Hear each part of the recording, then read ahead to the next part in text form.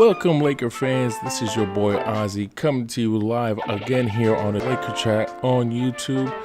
First and foremost, I want to thank you for stopping by and actually listening to what we have to say here on this channel about the Lakers, because this is where you're going to get strictly news about the Lakers and Lakers only.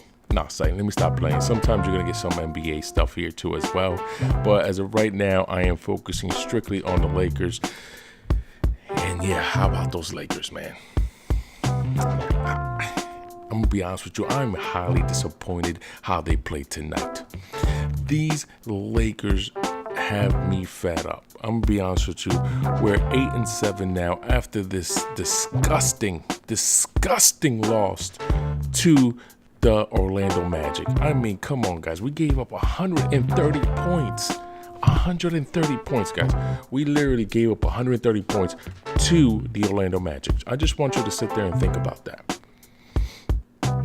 But yet we want to believe in Ingram, we want to believe in Kuzma, and want to believe in Lonzo. Why am I going ahead and focusing around these three, even Josh Hart, actually these four, even Josh Hart? Because this is what I see, especially in this game. But I have been seeing this, but the Lakers been on a winning streak, so I didn't want to bring this out. But this is what I have been seeing. These kids only think about their numbers. I want you to understand what I'm saying. They only think about the numbers, because every time I see that Ingram has the ball, the first thing he wants to do is attack. What he wants to do is try to bring the player down to the post, try to back him up, think he has a Kobe move, and tries to do that little fadeaway. Listen, Ingram, you do not have that shot down packed yet. Matter of fact, you don't even have your own shot down packed yet, and you're trying to pull a Kobe move. You're not Kobe, man. You have to understand your role. Please understand your role, Ingram. Who you need to be in order to have this Laker team advance. You're not a superstar yet. You're not even a star yet. You're right now, I want to say, an above average NBA player with a lot of potential. A lot of potential. Don't get me wrong, this kid has a lot of potential at his height, at his length, with his wingspan. He has a lot of potential, but you're not there yet, and you're already acting like you are. You're getting frustrated when you don't get the ball. You shrug one of the greatest players of all time, and probably the greatest player you're ever going to play with here on the NBA, and you're shrugging him. You're giving him bad eyes, bad looks. You're not even paying attention to when he's talking to you. I'm seeing that. That's horrible. Kuzma, I mean, I don't understand. You just strictly disappeared. You're disappearing completely. How is it that you don't have a point till the late of the second quarter? Maybe I think it was 3 minutes. That's when you scored your first bucket. And you call yourself an NBA player. You call yourself in saying that you worked out hard this summer in order to play along with LeBron James, and you scored 2 points in your first 2 points in the second quarter. It's so frustrating. Just so frustrating. I mean, honestly, I was texting my friends and I was just telling them this is highly disappointing. Highly disappointing on what literally we have on this floor. Josh Hart, I mean, he can shoot, he does his thing, but then sometimes Josh Hart just forgets that he's on the floor with people. I mean, there was one possession where Josh Hart actually did a great defensive play, grabbed the ball, bring the ball up. Definitely, the Lakers had the advantage against them, and then KCP was actually in the three-point corner, pretty much asking for the ball, and Josh Hart just put his head down with three defenders in front of him and tries to do a layup and get a foul. Like, why?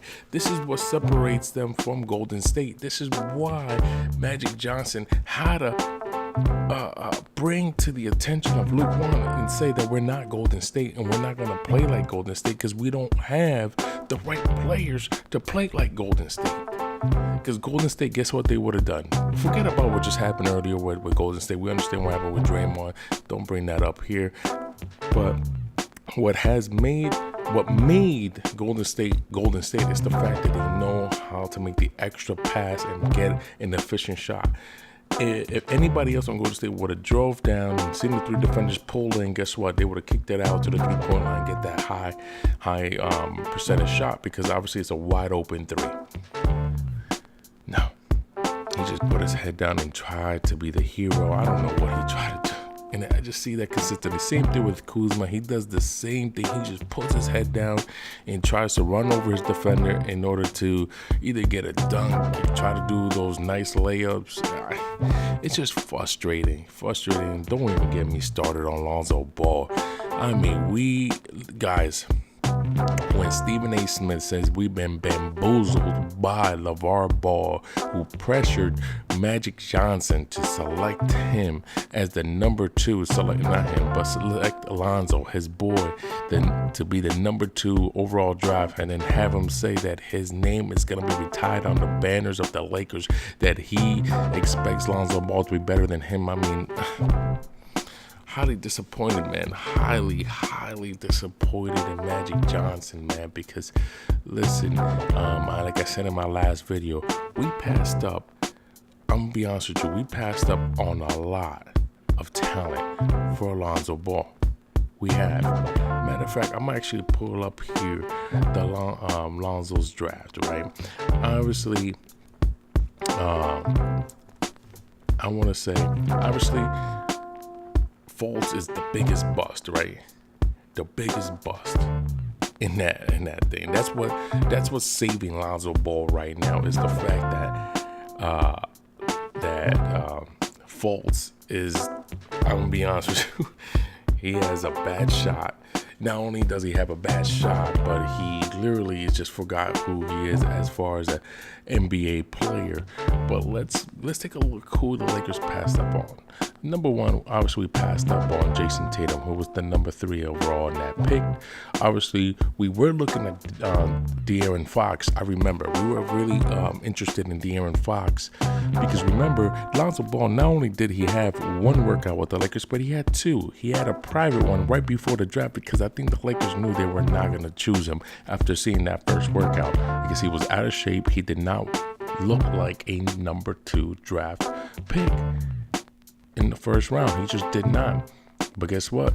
Here comes LeVar Ball, smooth talker. Hey man, gotta give him credit. He got his son picked as a number 2 overall in the first round of the 2017 draft.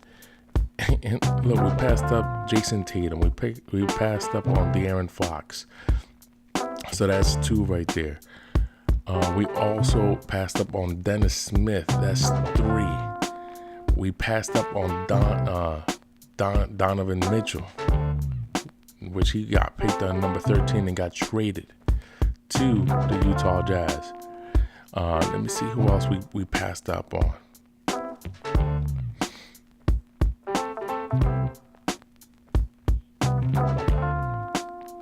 I mean, that's 4 right there, right? 4 right there that we really passed up on. That would have been in the first round. I'm looking at the first 30 that we truly passed up on. And honestly, man, it's literally depressing, man. It's depressing because any of those right now could have been better than Lonzo Ball's pick right now. Any one of those. I'm even trying to look here, possibly. I mean, Josh Jackson, he got picked number 4. He's okay. But I'm telling you the truth, guys. I am just highly disappointed in Lonzo Ball. He really can't shoot. That shot is not going to be fixed. I mean, let's take a look at tonight's numbers, right? So, Lonzo Ball.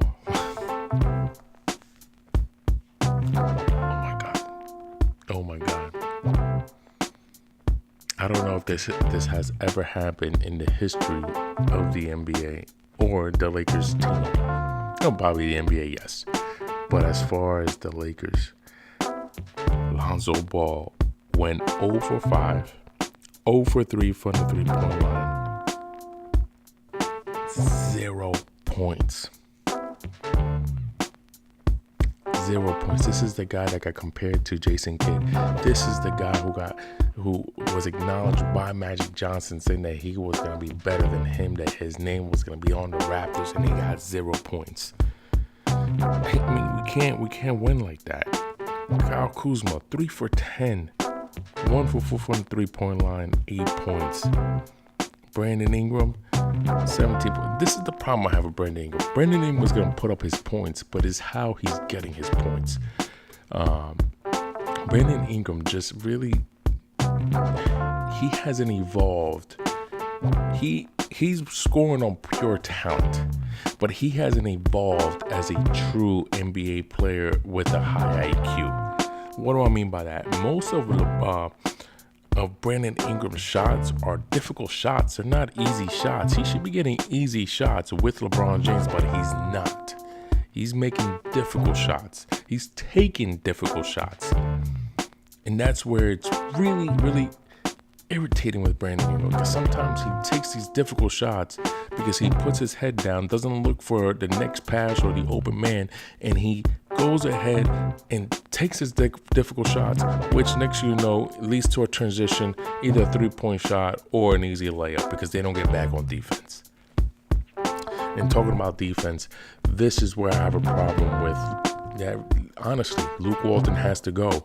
You don't give up 130 points to the Orlando Magic. I'm sorry, you don't. After playing great against Portland, you do not give up 130 points to the Orlando Magic. Yeah, they're 5-2 in the past couple games, but still, 130 points. I want you to right now, let me know who's on the Orlando Magic before you go ahead and say Bama, whatever his name is, right?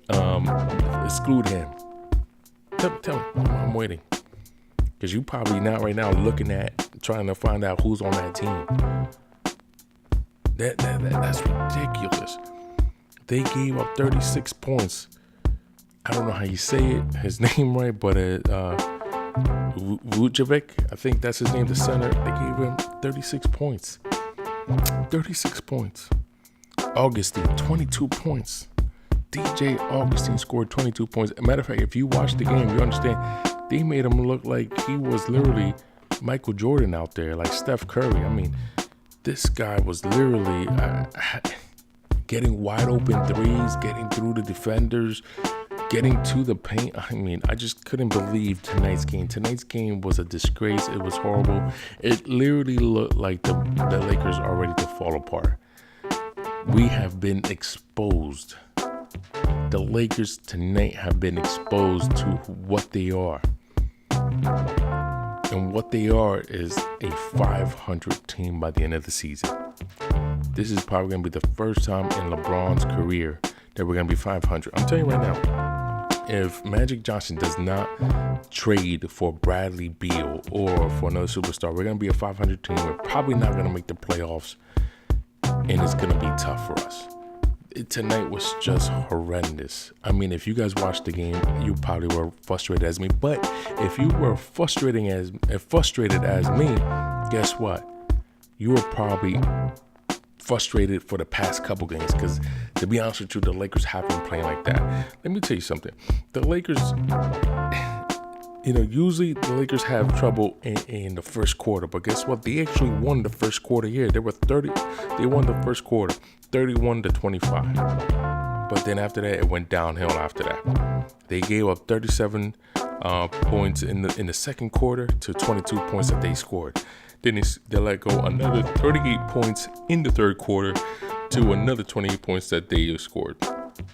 And then they won the fourth quarter by 6 points, 36-30. They only won 2 quarters, but they gave up so much. Honestly, here it says a 13-point loss. Technically, it's a 20-point loss, what they really had. It was just a late surge 2-minute with the bench players. Then the Magic saw it because they brought it down by 10. Guess what they did? They brought them back their starters, and then they went back up.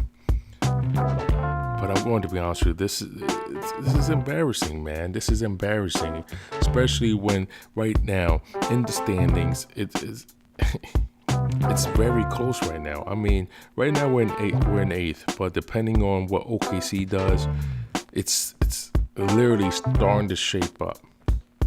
The West is starting to shape up. I'll tell you right now, we could easily fall down to, let me see, maybe 13th place, 14th place easily we could fall to if we don't fix this right away. I'm going to be honest with you. Magic Johnson needs to evaluate this team before he gets evaluated.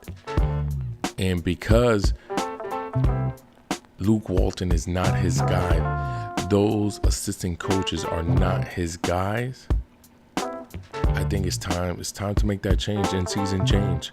Forget about protecting LeBron James, about being a coach killer. I think it's just that time. Because we do have talent, guys. We do. I'm telling you right now, as a Laker fan, what this Lakers chat is about is not talking about, oh, let me hype up my team. No, this Lakers chat is talking about real stuff. It's going to be talking about real stuff about the Lakers and real thoughts. And I'm telling you right now, I'm giving you my real thoughts. It's time to make that change. Luke Walton is not the guy. He needs to go. He did not have his team ready to play. He just didn't. I'm right now trying to look here. I'm telling you right now, I have people here right now on my Instagram channel just saying right here, he needs to go. He needs to go. He doesn't do the substitution. He's not ready for an NBA team. He could be a great assistant coach. He's not ready for an NBA team. But we'll see. Tomorrow, the Lakers got to pick up again. They got to play against Miami. Let's see what they do. I'm telling you right now, guys. I'm telling you right now, and I'm calling it. If Luke Walton doesn't shape up and starts better substitution or asking LeBron James to play a little bit more and more aggressive, if the Lakers skid 3 to 4 games, you could say Luke Walton is gone.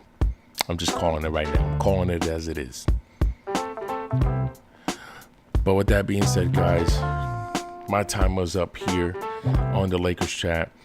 Don't forget to hit that subscribe channel. Let me know what your thoughts, okay? I shared a lot with you guys. I shared my frustrations, my emotions tonight of tonight's game with the Magics. I am just very disappointed, very upset.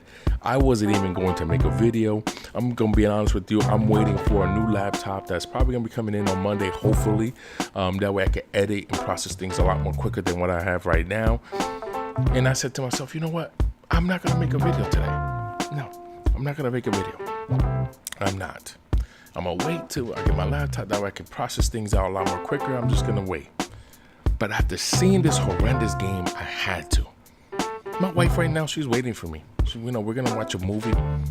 But I told her, I said, babe, I need a few minutes. I need a few minutes to talk about this because I need to get this out and I want to know your opinions. So guys, I'm taking out the time. Let me know what you guys think. Put a comment down below. Let me know what you guys think. What needs to improve with the Lakers? Does Magic Johnson have to reevaluate and fire Luke Walton as soon as possible? Or do you want to still give it a chance? Even if we end up a 500 team, will you be okay with that? And just say, you know what? I'm waiting to 2019 season to come around when we can get another superstar. Or would you rather trade this talent and just get a superstar now? Let me know what you guys think. Don't forget to subscribe. Thank you again for viewing the channel. This is your boy Ozzy, and I'm out. All right, guys. Peace.